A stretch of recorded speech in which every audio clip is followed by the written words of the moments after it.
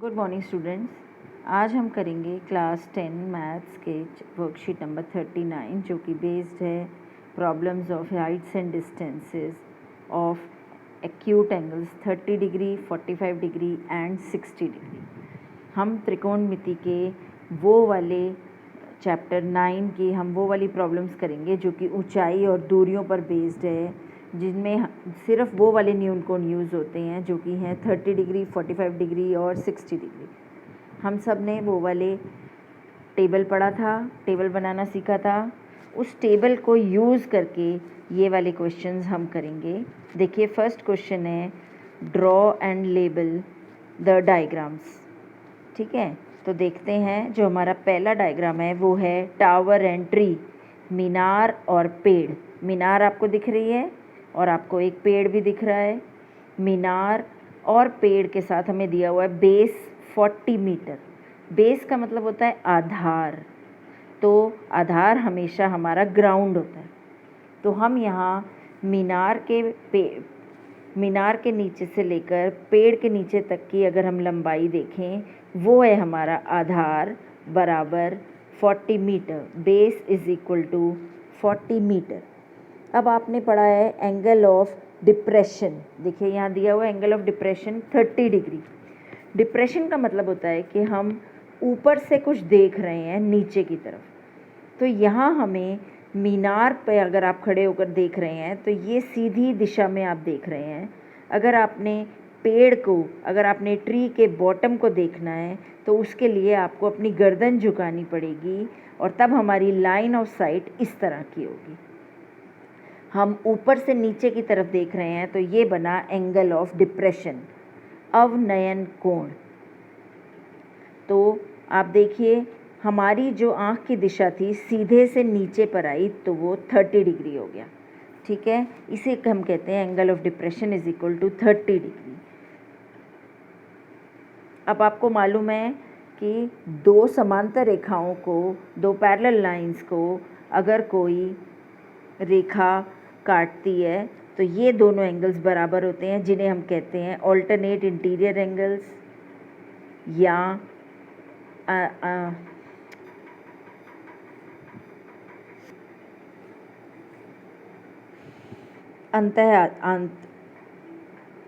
अंतः एकांतर कोण। आइए अब दूसरी उसको देखते हैं, दूसरी फिगर को। इसमें एक दीवार है, वॉल है और एक लैडर है। हमें पता है कि दीवार हमेशा सीधी खड़ी होती है और लैडर हमेशा टेढ़ी रखी जाती है। टेढ़ी का मतलब यहाँ पर हुआ हाइपोटेन्यूज या कर्ण, और आपको यहाँ दिया हुआ है कि कर्ण बराबर है 10 मीटर के। जब बच्चा नीचे खड़ा है और सीढ़ी के नीचे से ऊपर की तरफ दीवार की ऊंचाई की तरफ देख रहा है तो वो अपनी आँख की दिशा सीधे से ऊपर की तरफ करेगा। उसे हम कहते हैं एंगल ऑफ एलिवेशन, उन्नयन कोण। यहाँ पर उन्नयन कोण 60 डिग्री का है। अब आप देखिए, यहाँ पर हमने इस ट्रायंगल, ये एक राइट ट्रायंगल है, ठीक है, समकोण त्रिभुज ABC, और ये एक समकोण त्रिभुज है PQR। अब तीसरा क्वेश्चन करते हैं, चाइल्ड एंड काइट। आपने देखा है कि काइट उड़ती है तो उसका मांझा हमेशा हाइपोटेन्यूज की दिशा में होता है। हाइपोटेन्यूज यानी कि कर्ण। पतंग की असली ऊंचाई होती है उसका परपेंडिकुलर, और जो बच्चा उसे उड़ा रहा है उसके हाथ में जो मांझा है वो हमेशा होता है हाइपोटेन्यूज या कर्ण। यहाँ पर दिया हुआ है पतंग के उड़ने की ऊंचाई 80 मीटर। तो ऊंचाई कर्ण नहीं होगी, ऊंचाई होगी लंब, 90 डिग्री का परपेंडिकुलर। ठीक है, और वो यहाँ पर पतंग से नीचे की तरफ आएगा। आप देखिए, ये एक्स्ट्रा लाइन हम रब कर देंगे तो ये हमारे पास राइट एंगल ट्रायंगल हो गया, समकोण त्रिभुज। इसमें भी बच्चा नीचे से ऊपर की दिशा में देख रहा है तो ये बना एंगल ऑफ एलिवेशन, या फिर हम इसको कह सकते हैं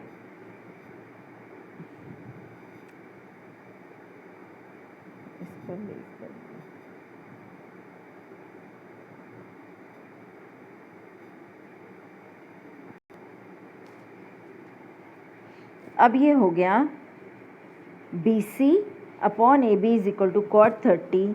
BC अपॉन 30, cot 30 की वैल्यू हमारे पास होती है √3, हमने 30 और √3 को क्रॉस मल्टीप्लाई किया तो हमारे पास आ गया BC is equal to 30√3 metre. Next question देखते हैं कि ये एक रोड है BD जिसकी चौड़ाई है 80 मीटर। ठीक है, 2 पोल्स हैं, पोल का मतलब होता है खंबा। हमारे पास 2 खंबे दिए हुए हैं AB और CD जो रोड के दोनों तरफ हैं। आप सबको पता है खंबा बीच में तो होगा नहीं, साइड में ही होगा। अब रोड के बीच में एक पॉइंट है, मगर वो पॉइंट मिड पॉइंट नहीं है। अगर वो पॉइंट मिड पॉइंट नहीं है तो वो जो पॉइंट O है उसमें BO और OD इक्वल नहीं होंगे। तो हमें नहीं पता BO कितना है और हमें नहीं पता कि OD कितना है। ठीक है, अगर हम किसी एक को x मान लें तो दूसरा कितना हो जाएगा 80 माइनस x। हमारे पास 2 कोण दिए हुए हैं, एंगल ऑफ एलिवेशन दिए हुए हैं। एंगल ऑफ एलिवेशन मीन्स जब हम अपनी नज़र को नीचे से ऊपर की तरफ लेके जाते हैं, उन्नयन कोण। ठीक है, उसी पॉइंट से अगर हम खंबा AB को, पोल AB को देखते हैं, उसका टॉप A, तो एंगल ऑफ एलिवेशन बनता है 60 डिग्री। और अगर हम पॉइंट C को देखते हैं तो एंगल ऑफ एलिवेशन बनता है 30 डिग्री। ये सब तो हमें दिया हुआ है। चलिए अब हम देखते हैं BD is equal to 80 metre, ये हमें दिया हुआ है। BO is equal to x और AB और CD इक्वल हैं। ये this is also given in the question H। So OD कितना हो जाएगा 80 माइनस x। ऑब्वियसली हमने एक पार्ट को x माना तो बाकी पार्ट टोटल में से सब्ट्रैक्ट होकर 80 माइनस x आ जाएगा। अब हमारे पास 2 ट्राइंगल्स हैं, ABO को लेते हैं अगर हम, तो हमारे पास हमें BO और DO निकालने हैं। तो हम यहाँ से शुरू करते हैं, AB upon BO। AB upon BO होगा tan 60 H अपॉन x। ठीक है, H अपॉन x, tan 60 कितना होता है √3, तो H is equal to √3x। यहाँ पर हमारे पास एक इक्वेशन बनेगी क्योंकि यहाँ पे हमारे पास 2 अननोन चीज़ें हैं। हमारे पास HB की भी वैल्यू नहीं है और हमारे पास x की भी वैल्यू नहीं है। तो यहाँ पे हमारे पास 2 अननोन नंबर्स आ गए। उसके बाद हम आते हैं ट्राइंगल CDO पर। एक बार मैं फिर आपको डायग्राम में से बता दूं कि BO है x और OD है 80 माइनस x। ठीक है, क्यों हुआ ऐसा? क्योंकि BD पूरा 80 मीटर है। अब आपको दिख रहा है AB और CD इक्वल हैं H के। अब हम देखते हैं ट्राइंगल ABO। ट्राइंगल ABO में एंगल O 60 डिग्री है और AB H है और BO को हमने माना है x। tan 60 is equal to H upon x, perpendicular upon base.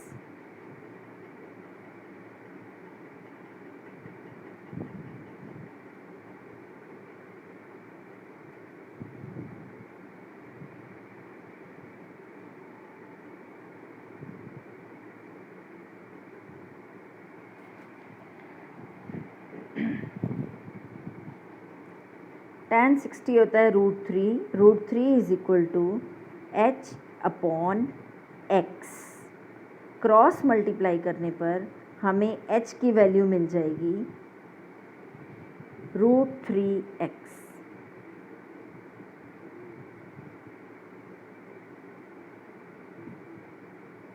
ठीक है, इसको हम फर्स्ट पॉइंट मान लेते हैं। ये हमारा सॉल्व नहीं है अभी। क्यों सॉल्व नहीं है? क्योंकि यहाँ पर 2 अननोन वैल्यूज़ हैं, राइट। अब हम आते हैं अपने दूसरे ट्राइंगल पर। हमारा दूसरा ट्राइंगल है CDO। CDO भी एक राइट ट्राइंगल है। इसमें एंगल ऑफ एलिवेशन है 30 डिग्री। परपेंडिकुलर तो H ही है। सिमिलरली ऊपर वाले ट्राइंगल की तरह हम लिखेंगे tan 30 is equal to perpendicular upon base और परपेंडिकुलर है H, फिर से CD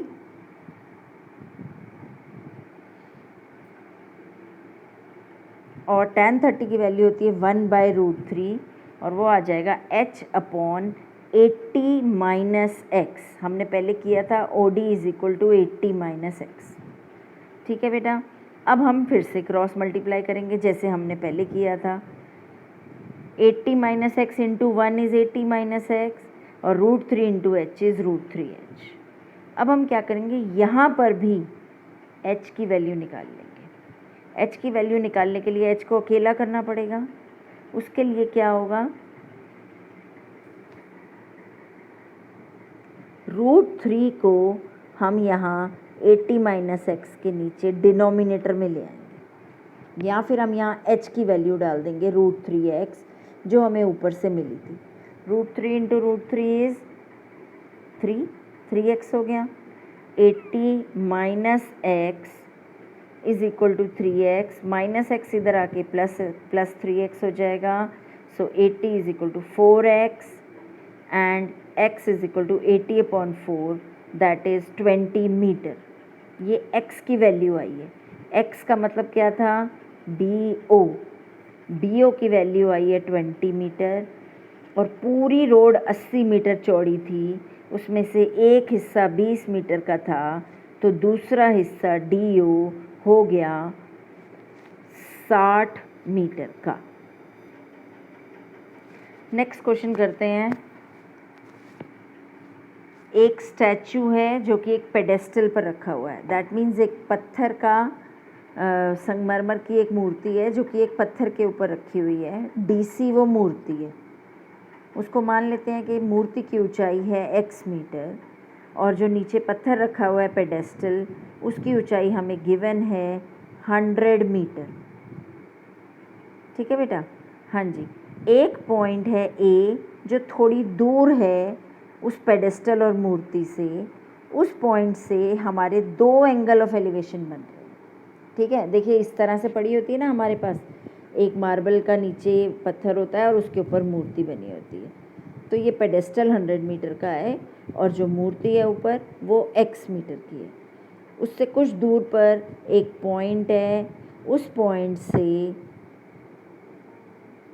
टोटल दूरी तो 100 + x हो ही गई, वो तो आपको समझ आ गया होगा। अब हम देखते हैं वो जो पॉइंट है, उस पॉइंट से जब हम पत्थर के ऊपर पेडेस्टल के ऊपर देखते हैं तो हमारा एंगल ऑफ एलिवेशन जो है वो 45 डिग्री आ रहा है, मगर जब हम पूरा मूर्ति के सिर तक देखते हैं, head of top of statute, तो हमारे पास एंगल ऑफ एलिवेशन 60 डिग्री आ रहा है। और वो 60 डिग्री DAC एंगल नहीं होगा, DAB एंगल होगा।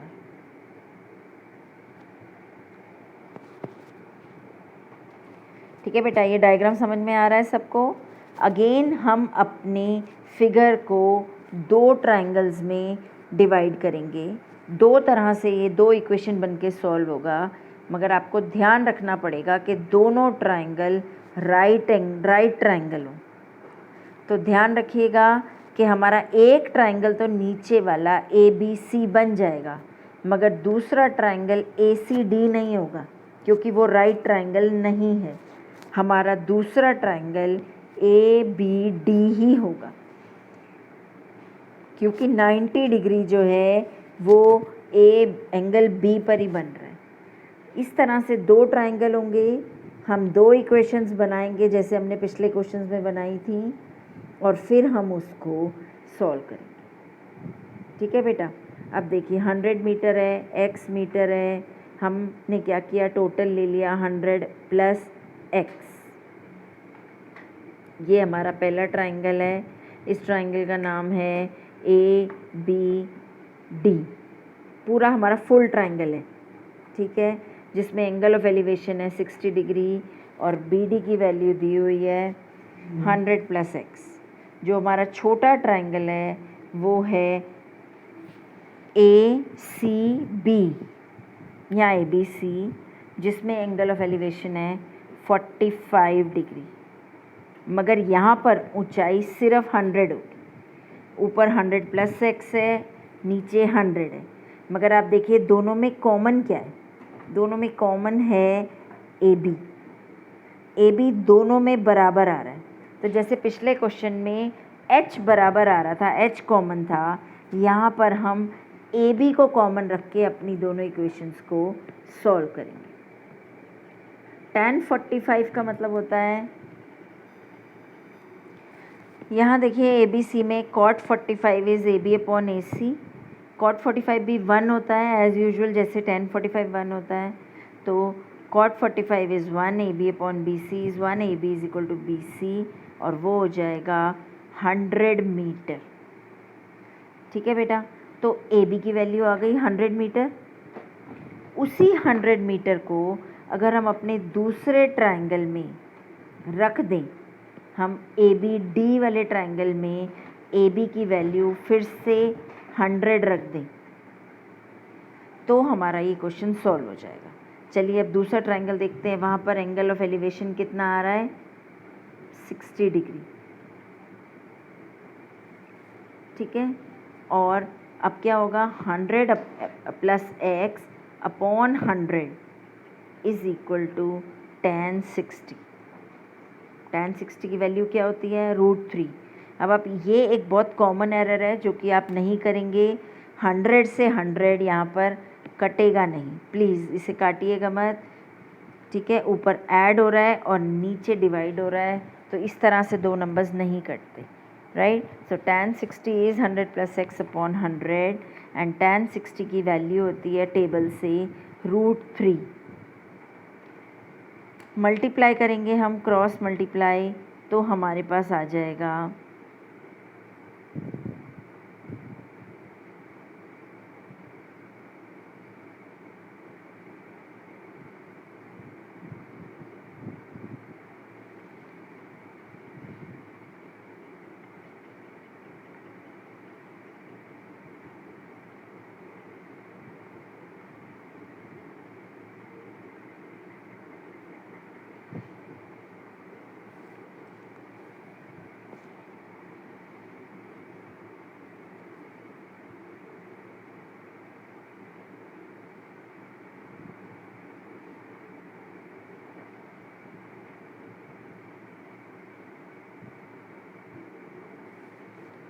सो 100 √3 minus 100 is equal to 100 common ले लिया, √3 माइनस 1, 100 इंटू √3 माइनस 1। ठीक है, and that is equal to x.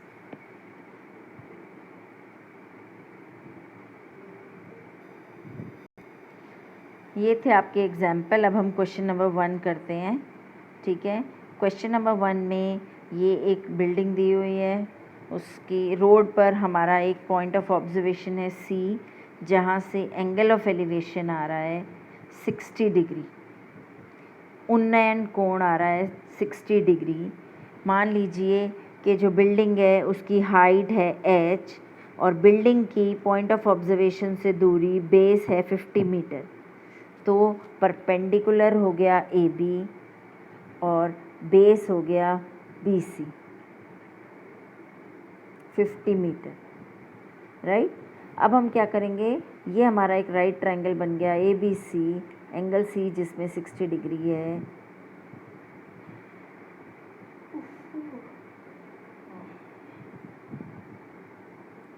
tan 60 degree is equal to A B upon B C, that is perpendicular upon base. और A B की value तो h है। ठीक है, tan 60 होता है √3 h अपॉन 50, क्रॉस मल्टीप्लाई करने पर 50 √3 इज़ इक्वल टू h आ जाएगा। तो हमारी इमारत, हमारी बिल्डिंग, उसकी ऊंचाई आ गई 50 √3 मीटर्स। नेक्स्ट क्वेश्चन है, ये हमारा नेक्स्ट क्वेश्चन है। एक पेड़ है, ठीक है, और उसके थोड़ी दूरी पर एक बच्चा खड़ा है। ठीक है, बच्चे की हाइट 1.5 मीटर है, बच्चे की हाइट दी गई है, और वो पेड़ पर बैठी हुई चिड़िया को देख रहा है। बच्चा नीचे है, ऊपर की तरफ देख रहा है, तो ये क्या बनेगा? एंगल ऑफ एलिवेशन, उन्नयन कोण। ठीक है, क्योंकि हमने बच्चे की हाइट को यहाँ पर इस क्वेश्चन में दिया गया है, इसलिए हम बच्चे की हाइट को, जैसे हम पिछले क्वेश्चंस में जो ऑब्जर्वर है उसकी हाइट को नेग्लिजिबल मान रहे थे, यहाँ पर हमें उसको नेग्लिजिबल नहीं मानना। तो यहाँ पर हमारे पास नीचे एक रेक्टेंगल सा भी बनेगा, ठीक है। और अगर हम ना भी बनाएं, हमारी जो पेड़ की टोटल हाइट है वो हमें निकालनी है। तो अगर हम ये रेक्टेंगल आयत नहीं बनाएंगे तो हमारा ट्रायंगल, ये क्वेश्चन कंप्लीट नहीं होगा। देखिए कुछ क्वेश्चंस में ऑब्जर्वर की हाइट नहीं दी होती, तो जब ऑब्जर्वर की हाइट नहीं दी होती तो हम उसको ही ग्राउंड लेवल मान लेते हैं, मगर जब ऑब्जर्वर की हाइट दी होती है तो हम उसको एक प्रॉपर रेक्टेंगल हमारा नीचे बनता है। अब हम देखेंगे कि ये बेस है, अगर हमारा बेस नीचे 30 डिग्री है, बच्चे के पैर से लेकर पेड़ का जो बेस है वो 30 मीटर दूर है, तो जो ऊपर हमारा ट्रायंगल बना उसका बेस भी 30 मीटर होगा, क्योंकि ये दोनों लाइंस पैरेलल है।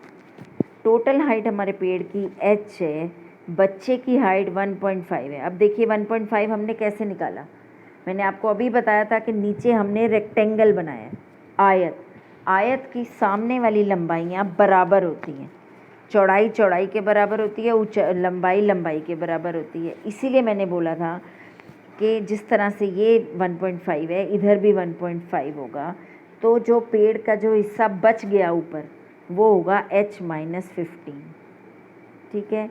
अब हम देखते हैं पेड़ की ऊंचाई, हम मान लीजिए हमने मान ली BD, हमारा ट्रायंगल है ABC, जिसमें A है 45 डिग्री और हम BC हम निकालेंगे, CD हमारे को पता है 1.5 है, तो अगर हमने BC निकाल लिया h-15 तो h अपने आप ही आ जाएगा। तो अब हम इसको सॉल्व करते हैं। कैसे सॉल्व करेंगे, अगेन हमारे पास परपेंडिकुलर है, हमारे पास बेस है, तो हम tan थीटा ही लगाएंगे, ठीक है। तो इस ट्रायंगल में, ट्रायंगल ABC में एंगल A 45 डिग्री है और AC जो हमारा बेस है वो 30 मीटर है और BC जो हमारा परपेंडिकुलर है वो h-1.5 है, ठीक है। हाँ जी, अब बेस और परपेंडिकुलर को यूज़ करके हम लिखेंगे tan 45 is equal to BC upon AC, ठीक है। तो ये आ जाएगा tan 45 is 1, h-1.5 is equal to 30। Cross multiply करने पर हमें मिलेगा 30 इज़ इक्वल टू h-1.5, 1.5 को उधर ले जाने पर h की वैल्यू आ जाएगी 30 प्लस 1.5 दैट इज़ 31.5। तो हमारे पेड़ की ऊंचाई हो गई 31.5। चलिए लास्ट क्वेश्चन करते हैं। हमारे पास एक टावर है जिसकी हाइट है 75 मीटर, थोड़े डिस्टेंस पर एक कार आ रही है, ठीक है। कार और टावर के बेस के बीच की दूरी ही होगी distance of car from base of the tower, right, वो हमें फाइंड करना। कार के अंदर जो ऑब्जर्वर बैठा है वो जब टावर के ऊपर देखता है तो एंगल ऑफ एलिवेशन, ऊपर देखता है तो एंगल ऑफ एलिवेशन बनता है 30 डिग्री का।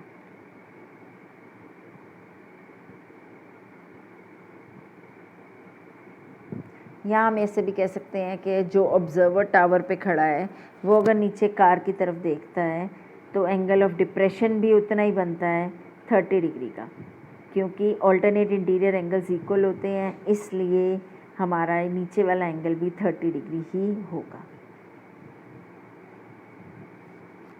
ठीक है बेटा। तो अब हमारा ट्रायंगल कंप्लीट हो गया, ट्रायंगल ABC, जिसमें AB क्या है परपेंडिकुलर, BC क्या है बेस, एंगल C पर 90 डिग्री है और एंगल B कितना है 30 डिग्री।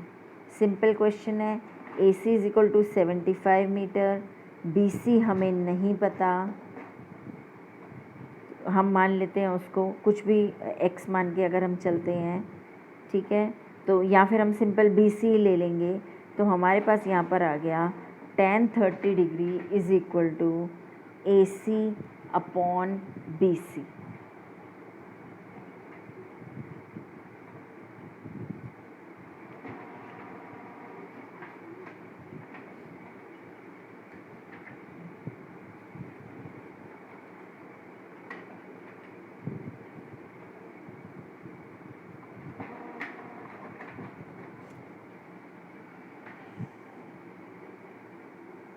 tan 30 की वैल्यू होती है 1/√3, ए सी की वैल्यू है 75 और बी सी की वैल्यू हमें निकालनी है। क्रॉस मल्टीप्लाई करेंगे तो हमें मिलेगा B C is equal to 75√3 metres.